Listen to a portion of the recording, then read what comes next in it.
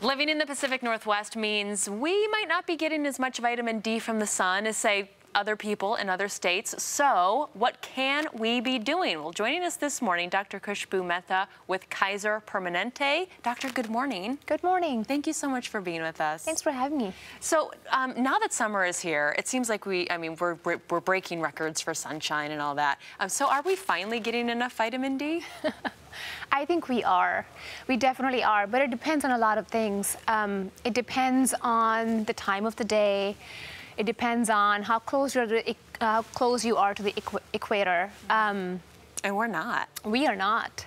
And it also depends on how much time you spend in the sun and how much surface area of your body is exposed to the sun.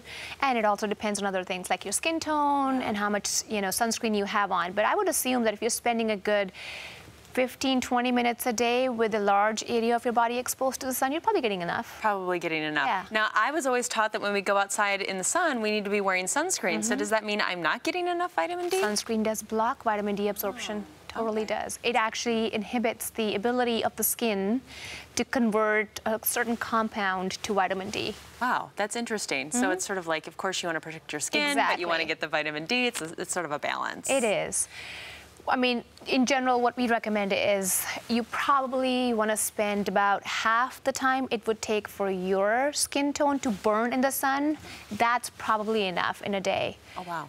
But it has to be a certainly large area of the body. Now, I want to point out one of the props. You brought a little prop with you this morning. Right. Tell us about, this is a piece of bone. Yes, it is. It's actually a part of our spine. It's the vertebral column.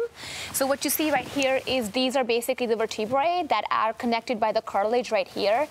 The reason I brought this one is because the lack of calcium and vitamin D can really affect the bone density. And when it does that, this particular part of the bone can get pretty weak, and that's our spine. So elderly folks can get a lot of spinal fractures, or we call them lumbar, which is the back spine fractures. They're very painful. Wow. Generally, they heal up pretty, in the next few months after you get a fracture, but it can really take a toll on somebody's quality of life. Wow. So that's sort of the key of making sure people are getting enough calcium and vitamin D growing up, and we check for bone density, and one of the places we check for bone density is the spine. So it's interesting because you're not just talking about vitamin D, you're also talking about calcium, so it seems like they are working in conjunction with one another. Right, because vitamin D helps absorb the calcium into the body. Oh. Right, so you can take as much calcium as you want. Something's going to push it into the bone, and that's going to be vitamin D for the most part.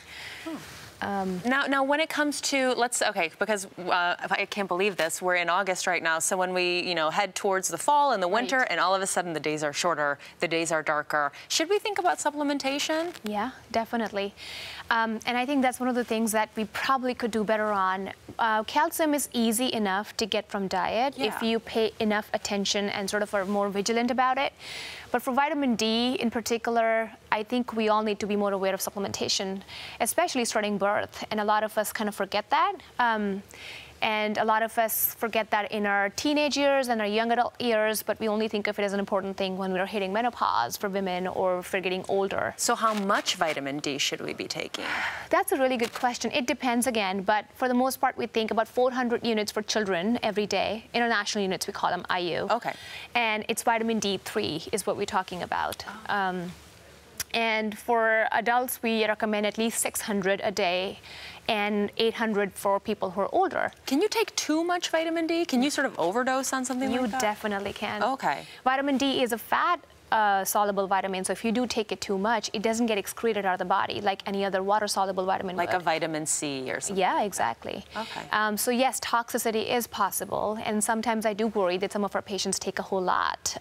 What do you look out for? What are the symptoms of that? There is a certain condition that's basic. If you have excessive vitamin D, it can lead to a lot of fatigue, constipation, sometimes, neurological symptoms. It depends on how toxic things are. Interesting.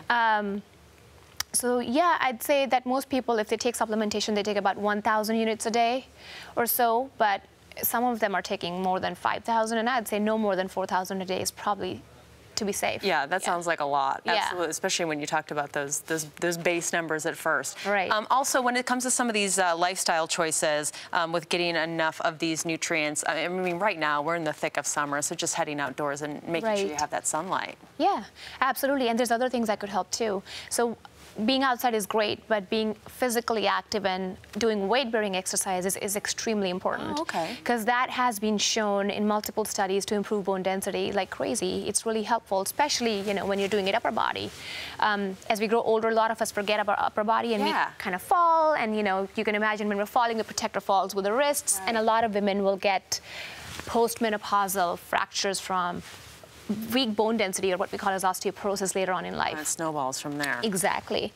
The other thing that really would help bone density is to not smoke. Yeah. And to stay fit, physically fit. That's important. Very healthy lifestyle choices. Doctor, thank you so much. You are so welcome. This was really good information, especially here in the Pacific Northwest. Welcome.